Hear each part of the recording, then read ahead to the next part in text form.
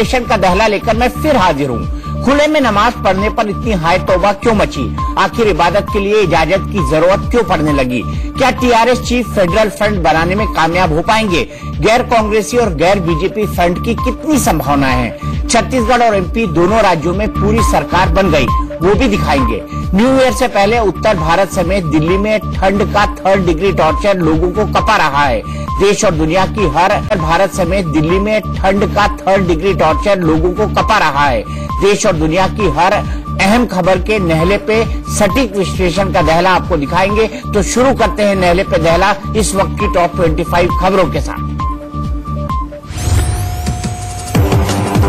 TRS प्रमुख केसीआर कल शाम 4 बजे पीएम मोदी से मुलाकात कर सकते हैं। मुंबई की एक विशेष अदालत कल विजय माल्या को भगोड़ा घोषित करने की ईडी की याचिका पर सुनवाई करेगा। कल 9 बैंक यूनियन ने हड़ताल बुलाई है। अलग अलग बैंकों के करीब 10 लाख कर्मचारी हड़ताल पर रहेंगे। मेहुल चोकसी ने भारत आने में असमर्थता जताई है। कोर्ट से कहा खराब सेहत की वजह से वो लंबी यात्रा नहीं कर सकता। चीन को चुनौती देने वाले बोगीबील ब्रिज का पीएम मोदी ने आज उद्घाटन किया। असम से अरुणाचल की दूरी 10 घंटे कम हो गई है।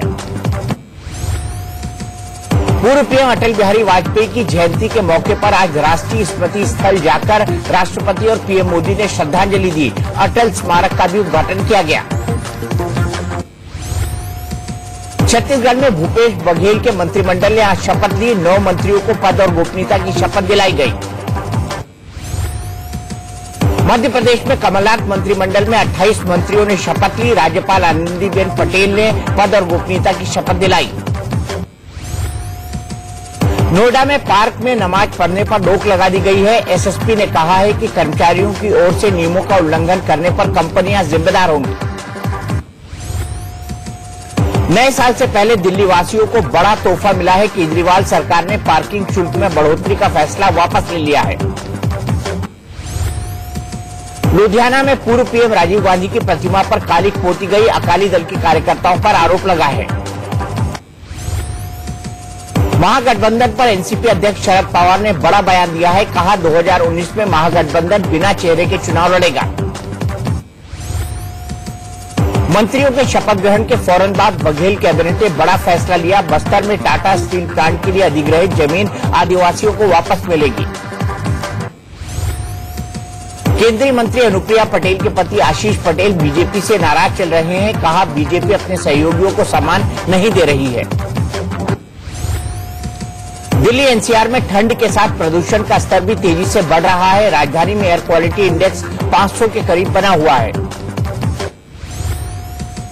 इंदौर में पुलिस ने 4 गांजा तस्करों को गिरफ्तार किया है। उनके कब्जे से भारी मात्रा में अवैध मादक पदार्थ बरामद किया गया है। चेन्नई में एक लड़की ने अपनी मां की बेरहमी से हत्या कर दी। मां ने फेसबुक दोस्त के साथ भागने पर ऐतराज जताया था।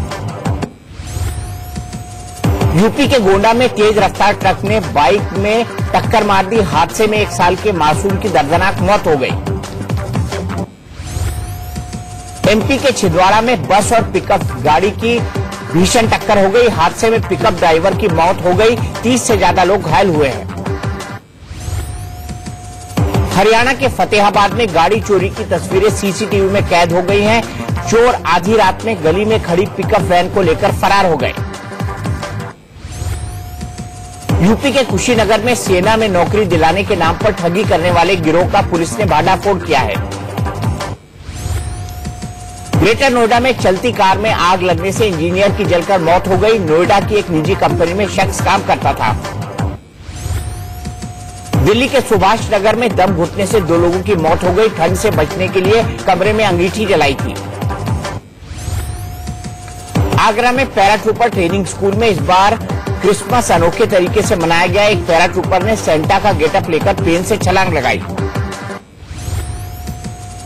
कल से मेलबर्न में शुरू होगा Boxing Day test match series में अभी तक भारत ऑस्ट्रेलिया 1-1 से बराबरी पर है।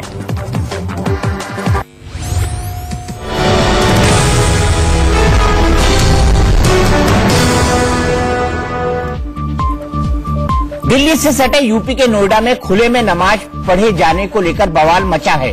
नोएडा के सेक्टर 58, पुलिस ने खुले में नमाज पढ़ने से रोक लगा दी है।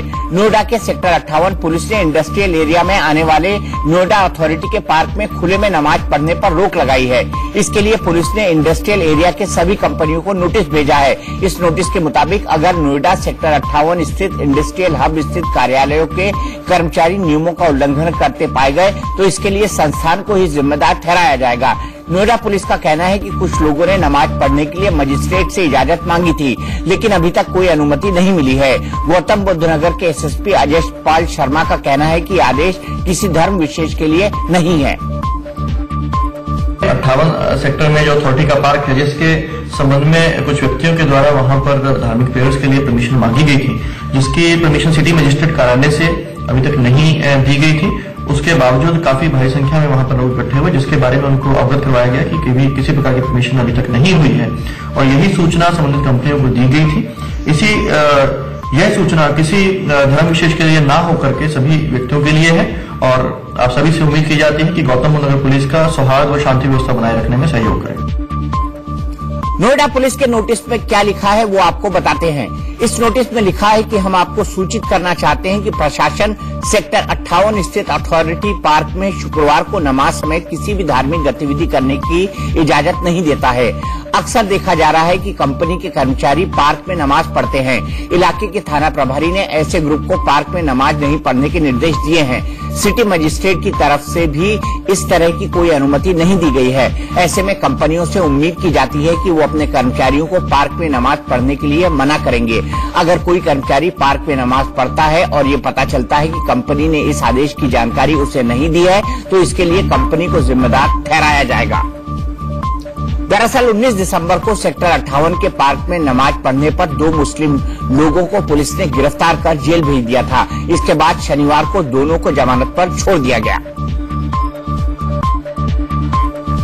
पुलिस वाले अंदर देखा तो चटाई उटाई समेटवा रहे हैं और नाम नंबर नोट कर रहे हैं। जो पहले जा रहे थे लगभग 20-25 आदमी का नाम 20-22 आदमी का नाम नंबर नोट किया, मेरा भी किया। उसके बाद जो है चटाई उटाई समेटवा दिए कि उठाइए ये सब ले जाइए, नमाज नहीं होगी।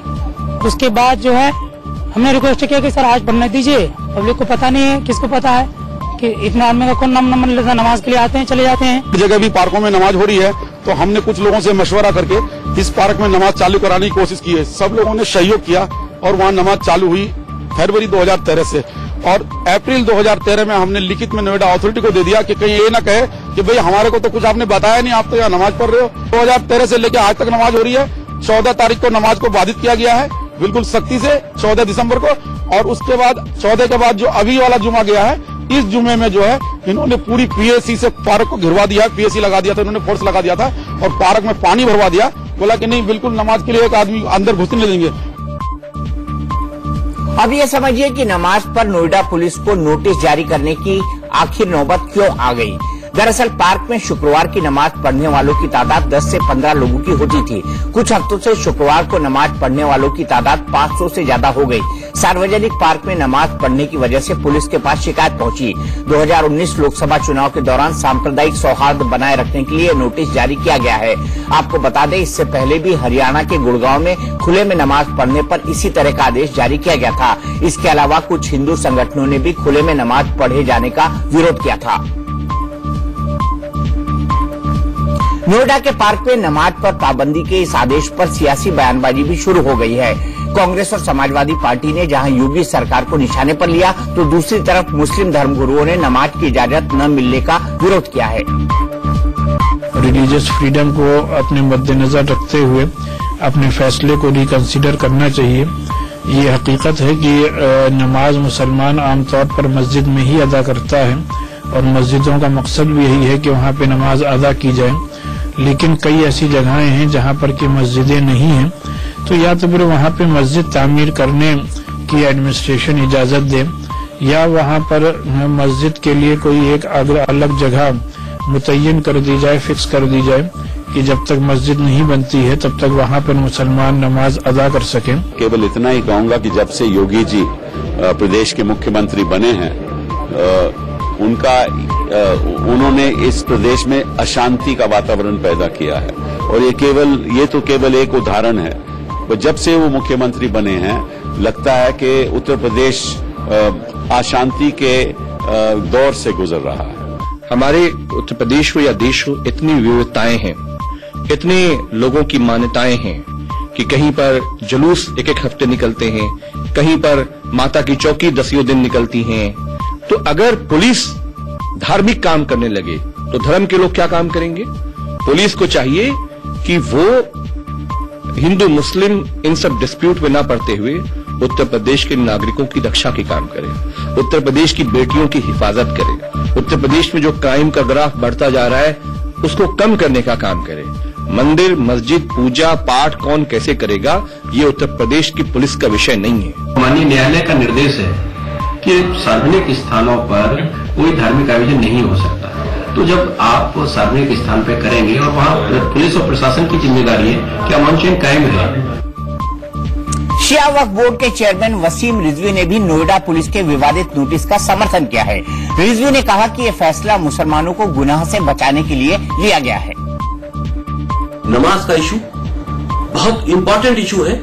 आप बगैर किसी की इजाजत लिए किसी भी सरकारी जगह पर या किसी की गैर की जगह पर नमाज नहीं पढ़ सकते। अगर के इस तरह का कोई सर्कुलर पारित हुआ है कि आप कहीं खुले में नमाज नहीं पढ़ेंगे तो ये मुसलमानों को गुनाह से बचाने के लिए है। आप जिस ऑफिस में हैं उस ऑफिस में परमिशन लेने के बाद आप उस ऑफिस की जगह को नमाज पढ़ने के लिए इस्तेमाल कर सकते हैं, लेकिन बगैर परमिशन सरकारी जगह पर या गैर सरकारी जगह पर किसी दूसरे की जगह पर नमाज अदा करना गुनाह है, जो नमाज कबूल भी नहीं हो सकती। दिवाली, ईद, होली, बैसाखी, क्रिसमस जैसे धार्मिक अवसरों पर शोभा यात्रा निकालना, सत्संग, प्रवचन, मुहर्रम के ताजिए का जुलूस निकालने का कोई विरोध नहीं करता, लेकिन सड़कों, दफ्तरों, पार्क जैसी सार्वजनिक जगहों पर मुसलमानों के नमाज पढ़ने से ऐतराज क्यों है? यूपी में जब से योगी आदित्यनाथ सीएम बने हैं उन्हें ध्रुवीकरण की राजनीति का मास्टर माना जाता है। इसी के चलते बीएचपी ने योगी को ब्रांड हिंदुत्व का राष्ट्रीय चेहरा बना दिया। योगी के भाषणों में भी हिंदुत्व का ही दम दिखाई पड़ता है। यूपी की सत्ता संभालते ही अवैध बूचड़खाने पर नकेल कसने वाले योगी ने पहली कैबिनेट बैठक में भी बूचड़खानों को निशाने पर रखा और 16 दिन के भीतर यूपी के कुल 26 अवैध बूचड़खानों को बंद किया गया। वहीं राम मंदिर जैसे मुद्दे पर योगी मुखर होकर कई बार कह चुके हैं कि सिर्फ बीजेपी ही राम मंदिर का निर्माण कराएगी। बुलंदशहर हिंसा मामले को भी योगी ने बड़ी चुनौती के रूप में लिया। मुजफ्फरनगर दंगों के बाद यूपी में ध्रुवीकरण की ऐसी आंधी चली कि 2014 लोकसभा चुनाव में बीजेपी को छोड़ सभी दल तिनके की तरह बिखर गए। दंगों के बाद ध्रुवीकरण की बदौलत पश्चिमी ही नहीं पूरे उत्तर प्रदेश में बीजेपी ने परचम लहराया। मुझे जब मेरी पार्टी ने उत्तर प्रदेश में मुख्यमंत्री का दायित्व दिलाया और देखे ही मैंने कहा ये मेरा पुण्य हो गया, कम से कम मैं ये जो जीव हत्या उत्तर प्रदेश के अंदर हो रही है, इन जीवों की रक्षा का एक दायित्व मेरे ऊपर आया है। मैंने पहले ही दिन कहा, मैंने कहा जितने इलीगल स्लॉटर हाउस है जिनको सबको बंद कर दो और सारे के सारे झटके में बंद हुए। राम जन्मभूमि के बारे में कुछ लोग बोल रहे थे कि जो राम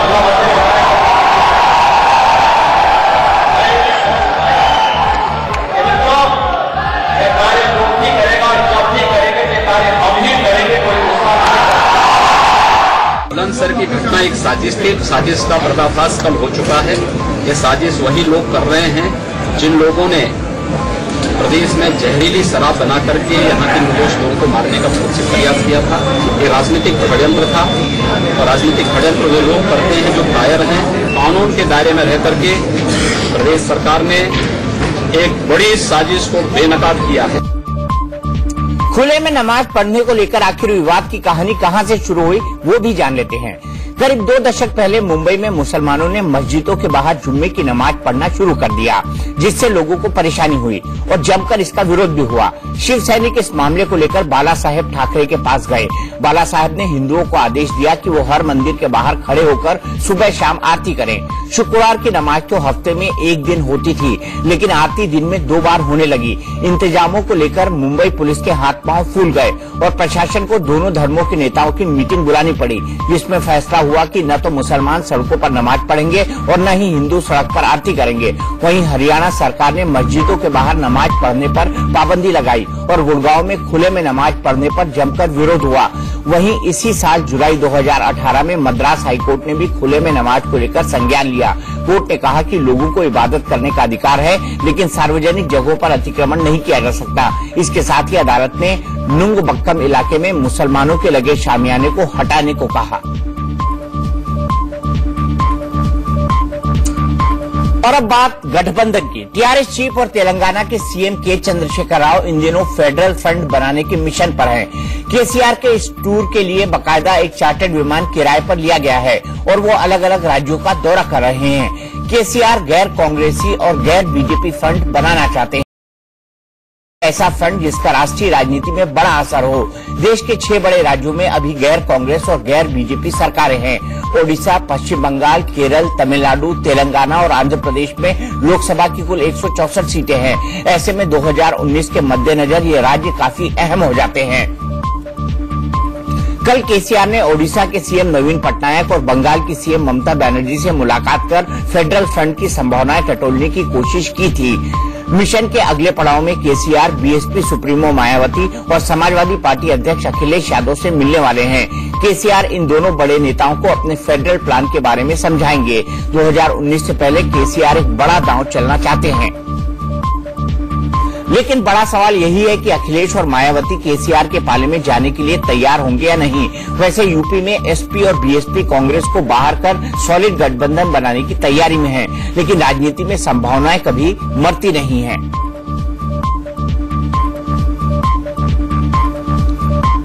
फेडरल फंड की मुहिम से लोकसभा चुनाव में महागठबंधन की राह में मुश्किल खड़ी हो सकती है।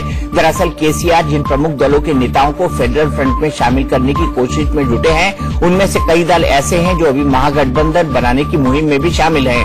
केसीआर की पहल से ये आशंका है कि कई दल महागठबंधन के बजाय फेडरल फ्रंट का हिस्सा बन सकते हैं, लेकिन बड़ा सवाल यही है कि गैर कांग्रेसी और गैर बीजेपी फंड बनाना क्या मुमकिन होगा।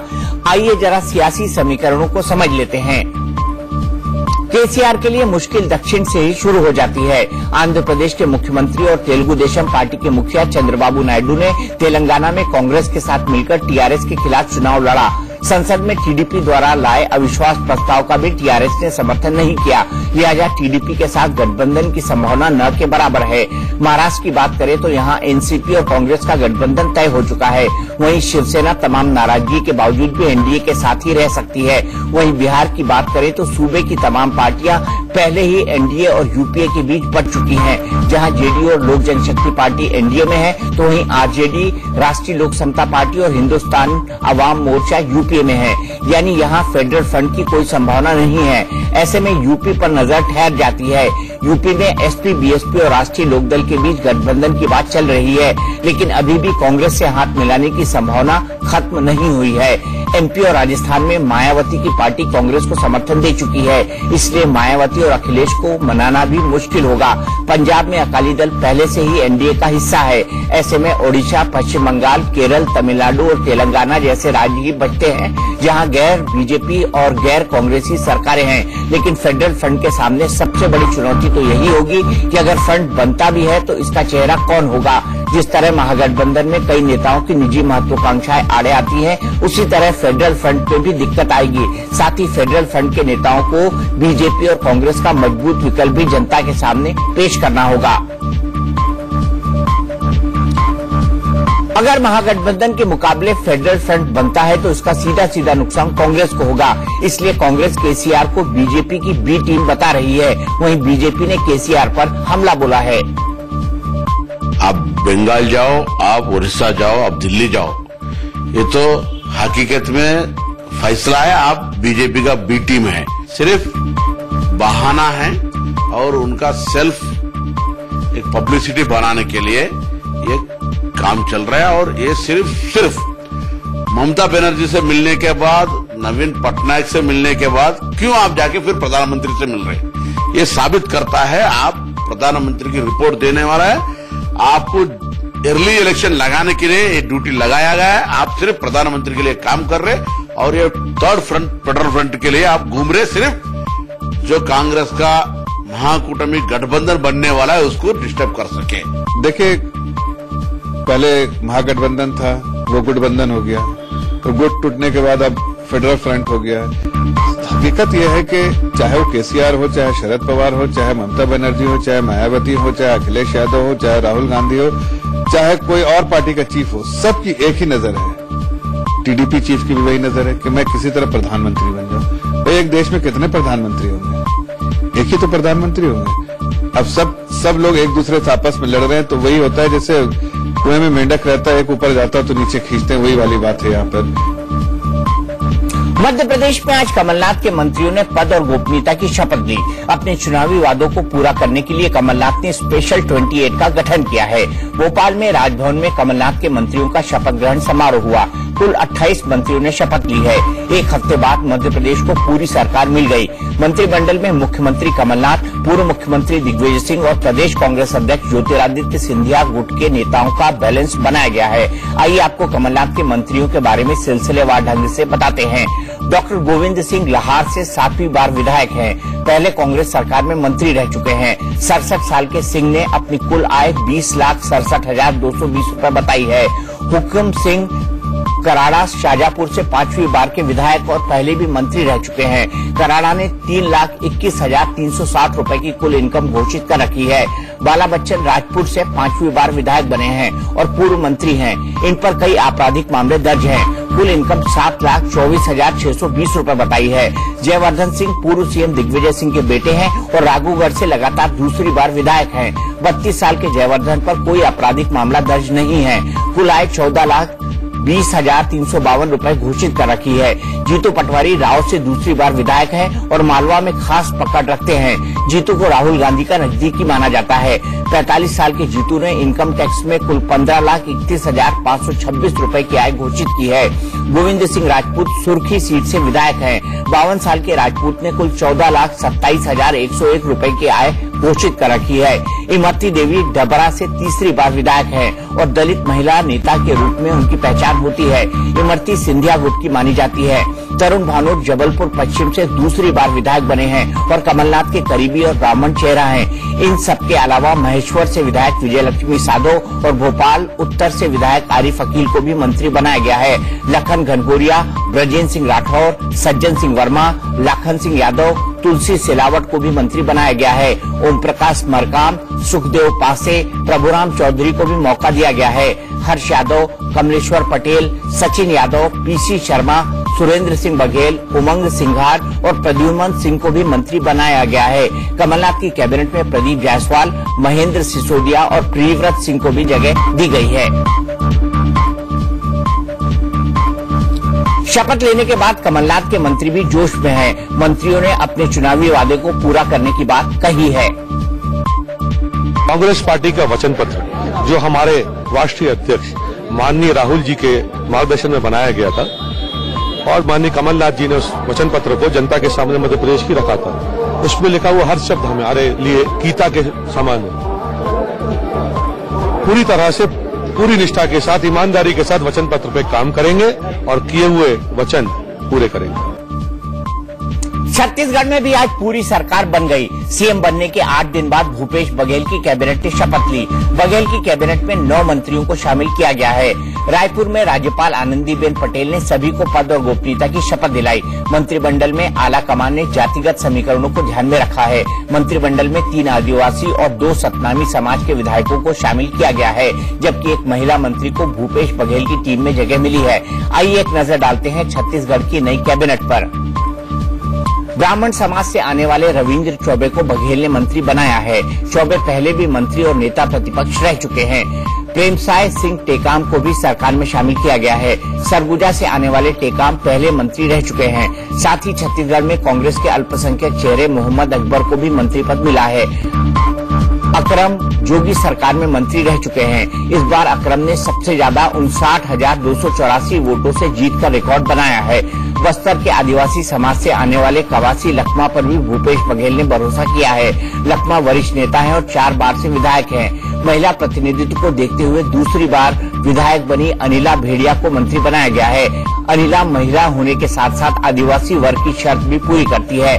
जयसिंह अग्रवाल तीसरी बार विधायक बने हैं और कोरबा जिले का प्रतिनिधित्व करते हैं। समाज के गुरु परिवार से ताल्लुक रखने वाले गुरु रुद्र कुमार को भी मंत्री बनाया गया है। वो दूसरी बार विधायक चुने गए थे। कांग्रेस के दिवंगत नेता नंद कुमार पटेल के बेटे उमेश पटेल को भी मंत्री बनाया गया है। उमेश पटेल ने बीजेपी के दिग्गज ओपी चौधरी को हराया था। 17 दिसंबर को सीएम भूपेश बघेल के साथ टीएस सिंहदेव और ताम्रध्वज साहू ने शपथ ली थी। सक्ती से विधायक और पूर्व केंद्रीय मंत्री डॉक्टर चरणदास महंत को विधानसभा अध्यक्ष बनाया गया है।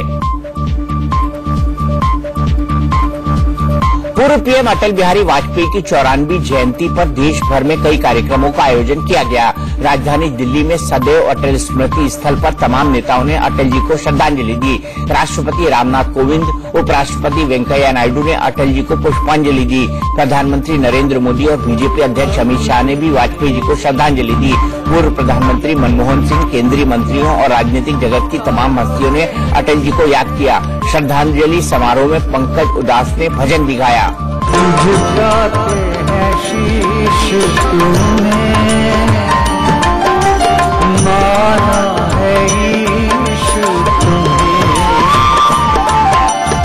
तुमसे ही आस हमें, तुम पे विश्वास हमें, तुमसे ही आस हमें, विश्वास हमें, जग के झमेलों से दूर रखना, हे कृष्णा हे कृष्णा हे कृष्णा हे कृष्णा, नैया पार कर। बीजेपी ने पूरे देश में अटल जी की जयंती को बड़े स्तर पर मनाया है। लखनऊ में भी अटल जी को श्रद्धांजलि दी गई। केंद्रीय मंत्री राजनाथ सिंह, यूपी के सीएम और राज्यपाल समेत बड़े नेताओं ने उन्हें श्रद्धांजलि दी। यूपी के लोक भवन में अटल जी की 21 मीटर ऊंची मूर्ति लगाई जाएगी। महान नेता थे, दूरदर्शी, संकल्पवान, भारत को दुनिया की बड़ी ताकत बनाने वाले। उनका एक बहुत बड़ा कमिटमेंट था। उन्होंने जनसंघ के समय से पार्टी को आगे बढ़ाया, प्रधानमंत्री के रूप में देश को आगे बढ़ाया, दूरदर्शी थे और भारत दुनिया की बड़ी ताकत बने इसके लिए संकल्पशील थे। तो आज पहली बार वो नहीं है, उनकी स्मृति में हम लोग स्मृति स्थल आए। अटल जी एक महान विभूति, भारत की राजनीतिक क्षितिज पर एक शख्सियत, जिन्होंने अपने कार्यों के माध्यम से जीवन की दृष्टि और दिशा, राजनीतिक दृष्टि और दिशा दी। हम सब लोगों के लिए उनके रास्ते पर, बताए हुए रास्ते पर चलना यही सच्ची श्रद्धांजलि है। ईश्वर हम सबको ताकत दे कि उनके बताए रास्ते पर हम सब चलें। 14 साल पहले अटल जी ने जो काम शुरू किया था उसे मोदी सरकार ने पूरा कर देश को समर्पित किया। पीएम मोदी ने आज डिब्रूगढ़ में ब्रह्मपुत्र नदी पर बने रेल रोड ब्रिज का उद्घाटन किया। ब्रिज पर ट्रेन और गाड़ियां दोनों चलेंगी। नीचे ट्रैक पर ट्रेन चलेगी जबकि ऊपर गाड़ियां। बोगीबील पुल असम के डिब्रूगढ़ को अरुणाचल के धेमाजी से जोड़ेगा। पुल की लंबाई 4.94 किलोमीटर है। बोगीबील ब्रिज से पहली गाड़ी तिनसुकिया नाहरलगुन इंटरसिटी एक्सप्रेस को भी पीएम मोदी ने हरी झंडी दिखाई। साल 2002 में तत्कालीन प्रधानमंत्री अटल बिहारी वाजपेयी ने पुल बनवाने का काम शुरू किया था। 16 साल बाद पीएम मोदी ने इसका उद्घाटन किया। ये पुल 7 तीव्रता से भी ज्यादा का भूकंप झेल सकता है। इसकी खासियत ये भी है कि भारतीय इंजीनियरों ने इसे बनाया है। इस पुल की लागत 5,960 करोड़ रुपए है। ये पुल इंजीनियरिंग के लिहाज से भी मास्टरपीस है, क्योंकि ब्रह्मपुत्र नदी की विकट भौगोलिक परिस्थितियों में पुल बनाना किसी चमत्कार से कम नहीं है। पीएम मोदी ने बोगीबील ब्रिज के निर्माण में हुई देरी के लिए कांग्रेस सरकार को जिम्मेदार ठहराया। मोदी ने कहा कि हमने अटल जी के सपने को पूरा करके दिखाया है। 2014 में सरकार बनने के बाद हमने इस प्रोजेक्ट की राह में आ रही सारी बाधाओं को दूर किया और गति दी और करीब 6,000 करोड़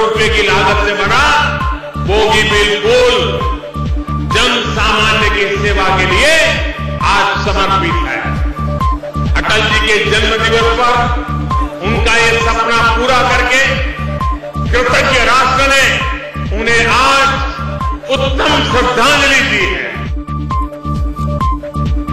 इस पुल की वजह से असम से अरुणाचल की दूरी 500 किलोमीटर से घटकर 100 किलोमीटर हो गई है। पहले जिस दूरी को तय करने में 24 घंटे लगते थे, उसे अब सिर्फ 4 घंटे में पूरा किया जा सकता है। ये पुल पूर्वोत्तर के लिए तो तरक्की का रास्ता आसान करेगा ही, लेकिन उसके साथ साथ बोगीबील पुल का सामरिक महत्व भी बहुत ज्यादा है। सबसे अहम बात यह है कि भारतीय फौज को अरुणाचल प्रदेश के सीमावर्ती हिस्सों में पहुंचने के लिए ये पुल मददगार साबित होगा। आइए जानते हैं कि ये पुल इतना अहम क्यों है। इस पुल के बनने के बाद चीन बॉर्डर तक पहुंचना आसान हो गया है। बोगीबील के जरिए चीन बॉर्डर तक सैनिकों की आवाजाही आसान होगी। किसी आपात स्थिति में चीन बॉर्डर तक हथियार और दूसरा सामान पहुंचाना आसान होगा। इन्हीं सब बातों की स्थिति में बोगीबील पर लड़ाकू विमान भी उतर सकते हैं। भारत और चीन की सीमा 4000 किलोमीटर लगती है, कि जिसका करीब 75% हिस्सा अरुणाचल प्रदेश में है। चीन भारत से लगती सीमाओं तक सड़क और रेल मार्ग का जाल बिछा चुका है। ऐसे में भारत के सामने भी सरहद तक पहुंचने के लिए सुगम रास्ते बनाने की सख्त जरूरत थी, लेकिन अब बोगीबील के निर्माण से ड्रैगन की गर्दन तक पहुंचना आसान हो गया है।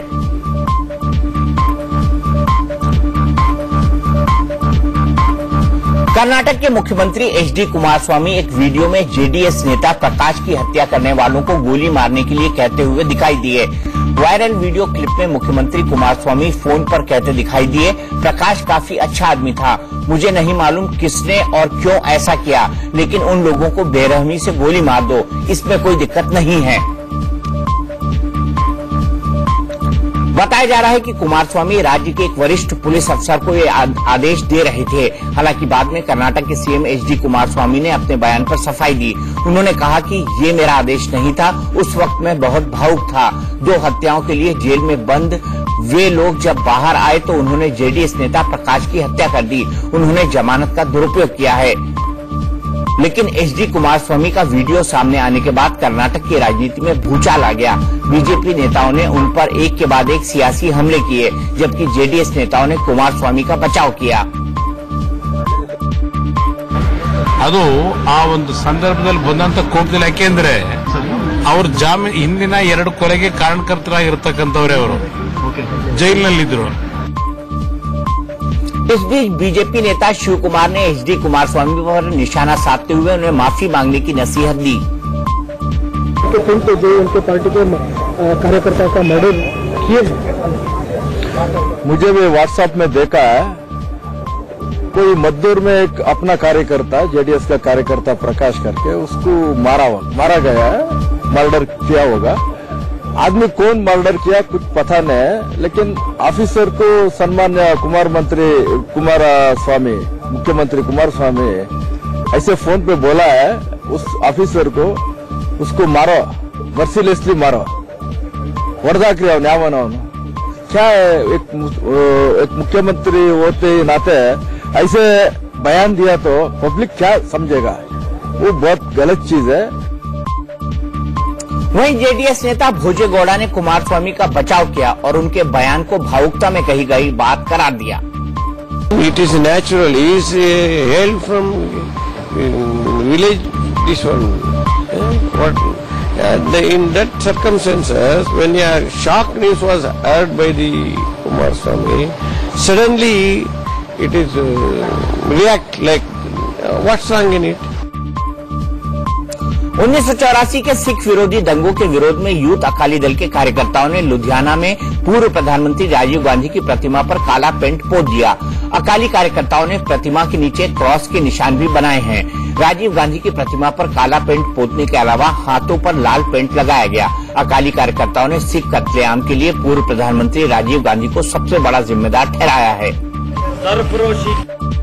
राजीव गांधी के जो जहाँ पे पुतला बुत लगा हुआ था उसको काला किया और हाथ उसके रेड किए हैं उसके, क्योंकि उसके हाथ जो खून से रंगे हुए हैं। जिसने 1984 में कत्लेआम करवाया उसको मैं चाहता हूं कि जो भारत रत्न अवार्ड उसको नवाजा है, किस बिना पे नवाजा है, उसकी अचीवमेंट बताइए। और उसको एक अवार्ड को खेल रत्न अवार्ड, राजीव गांधी खेल रत्न अवार्ड भी बताया गया। हमारी 2 डिमांड है कि राजीव गांधी और गांधी परिवार की जो निशानियां सारे संसार में खत्म होनी चाहिए, जो खास करके हिंदुस्तान में। आज हमने शुरुआत किया, उसका मुंह काला है क्योंकि उनका दिल काला है। केवल सिखों का कत्ल नहीं किया, हिंदू सिख एकता भाईचारे में उसने बहुत बड़ी दरार डाली है। आज हम केवल एक बुत का नहीं, हम जहां भी पंजाब या हिंदुस्तान में जहां भी गांधी परिवार की जो निशानी है, चाहे इंदिरा गांधी है चाहे राजीव गांधी, उसको मिटाने के लिए हम संघर्ष जारी रखेंगे।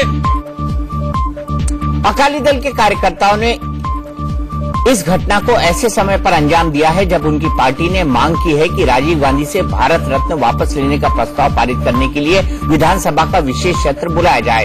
इस बीच लुधियाना से कांग्रेस पार्टी के सांसद रवनीत सिंह बिट्टू ने अकाली दल पर सिख विरोधी दंगों के नाम पर सियासत करने का आरोप लगाया है। ਜਿਹੜਾ ਪ੍ਰਧਾਨ ਮੰਤਰੀ ਸ਼ਹੀਦ ਹੋਇਆ ਹੋਵੇ, ਟੁਕੜੇ ਟੁਕੜੇ ਹੋਏ ਹੋਣ, ਉਹਦੇ ਬੁੱਤ ਤੇ ਜਿਹਨੇ ਵੀ ਇਹ ਕੀਤੀ ਆ ਮੰਦਭਾਗੀ ਗੱਲ ਆ। ਉਹਨਾਂ ਨੂੰ ਬਹੁਤ ਮੈਂ ਸਮਝਦਾ ਜਿੰਨੀ ਵੀ ਨਿੰਦਿਆ ਕੀਤੀ ਜਾਵੇ ਉਹ ਥੋੜੀ ਆ। ਮੈਂ ਸਮਝਦਾ ਮਿਆਰ ਤੋਂ ਥੱਲੇ ਡਿੱਗ ਕੇ ਰਾਜਨੀਤੀ ਕੀਤੀ ਆ ਜਿਹਨੇ ਵੀ ਕੀਤੀ ਆ। महाराष्ट्र के कोल्हापुर में कुछ शरारती तत्वों ने एक चर्च को निशाना बनाया। बताया गया कि जिस वक्त ये अटैक किया गया तब चर्च में प्रार्थना चल रही थी, जिसमें 40 से ज्यादा लोग मौजूद थे। जानकारी के मुताबिक इस हमले में 3 लोग गंभीर रूप से जख्मी हो गए। हमले का आरोप एक कट्टरपंथी समूह पर है। कोल्हापुर पुलिस ने फिलहाल हमला करने वाले कुछ संदिग्धों की पहचान की है और जल्द ही उन्हें गिरफ्तार करने का दावा किया है। कहा जा रहा है कि चर्च पर हमले के पीछे कर्नाटक के बेलगाम के रहने वाले कुछ लोगों का हाथ है। पिछले 3 दिनों से खतरनाक स्तर पर पहुंचे प्रदूषण से दिल्ली एनसीआर के लोगों को अगले 2 दिन और राहत नहीं मिलने वाली है। मौसम विभाग के मुताबिक दिल्ली और इसके आसपास हवा की रफ्तार बेहद कम है। ऐसे में प्रदूषण का स्तर खतरनाक बना रहेगा। सीपीसीबी यानी सेंट्रल पॉल्यूशन कंट्रोल बोर्ड के आंकड़ों के मुताबिक AQI यानी एयर क्वालिटी इंडेक्स में PM 2.5 470 और PM 10 458 दर्ज किया गया है। सीपीसीबी के खतरनाक प्रदूषण के चलते लोगों को घरों में रहने की सलाह दी है। PM 2.5 दिल्ली में इस वक्त 500 है और PM 10 भी 500 है, यानी कि अपनी जो सामान्य स्थिति है उससे 10 गुना ज्यादा है इस वक्त दिल्ली की आबो हवा में PM 2.5 और PM 10 की मात्रा। यानी कहें कि दिल्ली की आबो हवा इस वक्त सांस लेने के लिए बिल्कुल भी स्वच्छ नहीं है। मौसम वैज्ञानिकों की माने तो दिल्ली में जो आबो हवा खराब हुई है उसका कारण ये भी है कि दिल्ली में इस वक्त हवा नहीं चल रही है, या कहें कि हवा की स्पीड इतनी धीमी है कि वो PM 2.5 और PM 10 को हटा नहीं पा रही है। दिल्ली में अगर इसी तरह के वेदर की हम बात करें तो अगले 2 से 3 दिनों तक कुछ इसी तरह का वेदर रहने वाला है। स्मॉगी भी रहेगा और फॉगी भी रहेगा, क्योंकि जो उत्तर भारत में है वहां पर ठंड पड़ रही है। हिमाचल प्रदेश की बात हो, उत्तराखंड की बात हो या फिर जम्मू कश्मीर, ये जो पहाड़ी राज्य हैं यहाँ लगातार ठंड बढ़ रही है, जिसकी वजह से शीतलहर चल रही है। डॉक्टर्स की माने तो इस वक्त दिल्ली की आबोहवा में सांस लेना बेहद खतरनाक है। खासतौर पर जो बुजुर्ग हैं, जो बच्चे हैं, उनके लिए बड़ी खतरनाक है ये आबोहवा। और जो लोग सिगरेट नहीं पीते और दिल्ली की आबोहवा में सांस ले रहे हैं तो ये सोच लीजिए कि वो भी सिगरेट जैसी ही हवा में सांस ले रहे हैं। सिगरेट से जो धुआं निकलता है उतनी ही पॉल्यूटेड इस वक्त दिल्ली एनसीआर की हवा है। इस बीच दिल्ली में प्रदूषण से बिगड़ते हालात पर सीएम अरविंद केजरीवाल ने कहा कि आप सरकार ने प्रदूषण रोकने के लिए जरूरी कदम उठाए हैं। साथ ही उन्होंने कहा कि हालात ज्यादा बिगड़ने पर ऑड इवन भी लागू किया जा सकता है। केंद्र सरकार से मैं लगातार पिछले 1 साल से बात कर रहा हूं। हर्षवर्धन साहब से भी कई बार मीटिंग हुई, वो पर्यावरण मंत्री हैं, और उनसे हमने निवेदन किया था कि हवा की तो कोई बाउंड्री नहीं होती।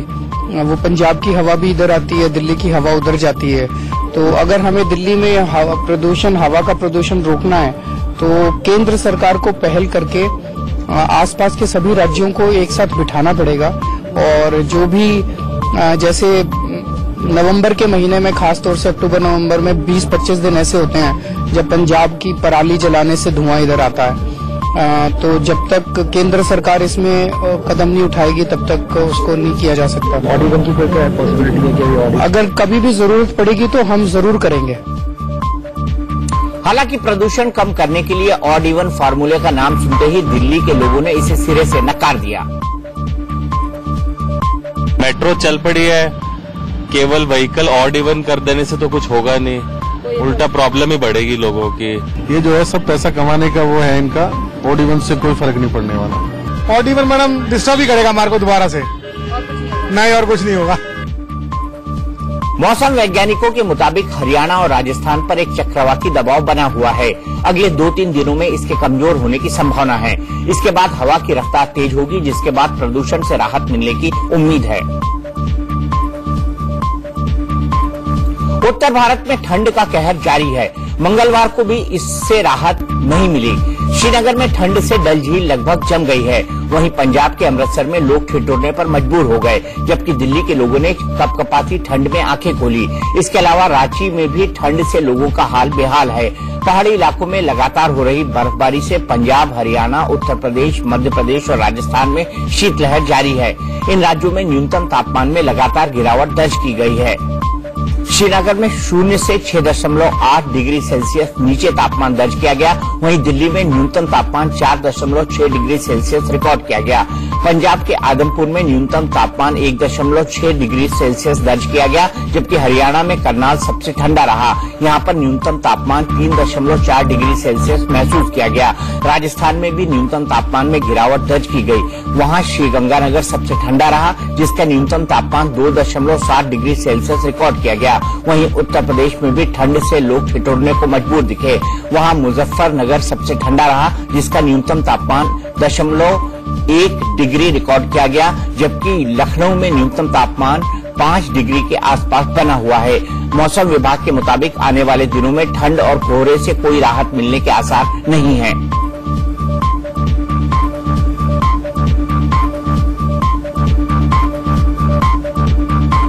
नहले पे दहला में फिलहाल एक ब्रेक, लेकिन ब्रेक के बाद भी रफ्तार और विस्तार से खबरों का सिलसिला लगातार जारी है।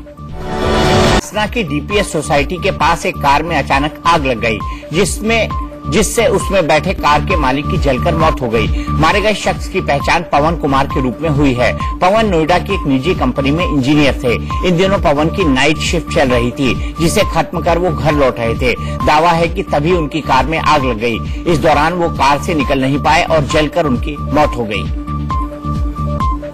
सर यहाँ पे आग लग गई थी। अच्छा। और उसमें जो आदमी था वो भी जल गया था। अच्छा। और बाद में पुलिस आई, बाद में लाश को निकाला गया और फोरेंसिक के लिए भेज दिया गया और पुलिस वाला गाड़ी उठा के ले गए। जैसे ही सूचना मिली है तत्काल पुलिस मौके पर पहुंची है। वहां जाकर देखा गया तो देखा कि एक गाड़ी में आग लगी हुई थी। तभी फायर टेंडर भी वहां तत्काल पहुंचा है, बुझाने का प्रयास किया गया है।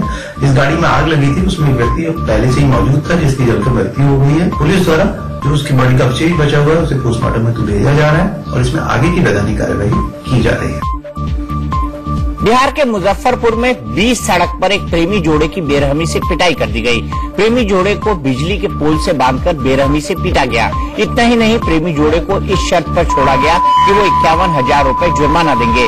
पैसा न देने पर गांव छोड़ने का तुगलकी फरमान भी सुनाया गया। इस दौरान आसपास खड़े लोग पिटाई का वीडियो बनाते रहे।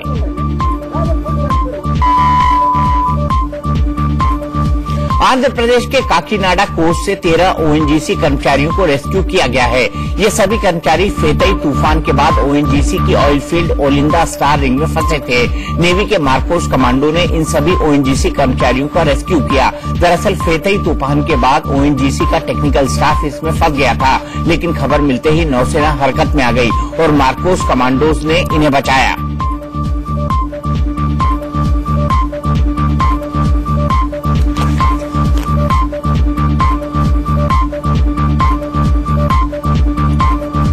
इंडोनेशिया की सुंदरा खाड़ी में सुनामी की चपेट में आकर 429 लोगों की मौत हो गई, जबकि 1400 से ज्यादा लोग जख्मी हो गए। बताया गया कि शनिवार देर रात एक ज्वालामुखी फटने के बाद समुद्र के नीचे भूस्खलन हुआ। इससे ऊंची लहरें उठी और तटीय इलाकों में तबाही मच गई। इस तबाही में दक्षिणी सुमात्रा के किनारे मौजूद कई इमारतें तबाह हो गई। इस बीच मरने वालों की संख्या और बढ़ने की आशंका जताई गई, क्योंकि इमारतों के मलबे में दबे होने से लोगों के निकालने और राहत और बचाव के काम में दिक्कत आ रही है। इससे पहले 2004 में इंडोनेशिया के सुमात्रा में 9.3 तीव्रता का भूकंप आया था। इसके बाद हिंद महासागर के तटीय इलाकों वाले देश सुनामी की चपेट में आ गए थे। तब भारत समेत 14 देश सुनामी से प्रभावित हुए थे, जिसमें करीब 2 लाख लोग मारे गए थे। इनमें करीब 1.5 लाख लोग अकेले इंडोनेशिया के थे। अमेरिका में फ्लोरिडा के मियामी बीच पर एक छोटा प्लेन क्रैश हो गया।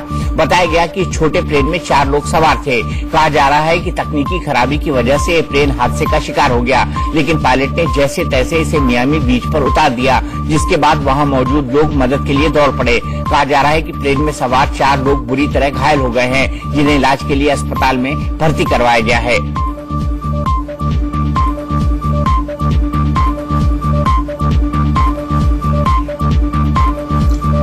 दहले पे दहला में फिलहाल एक ब्रेक, लेकिन ब्रेक के बाद आपको बताएंगे कि धोनी के फैंस के लिए क्या अच्छी खबर है।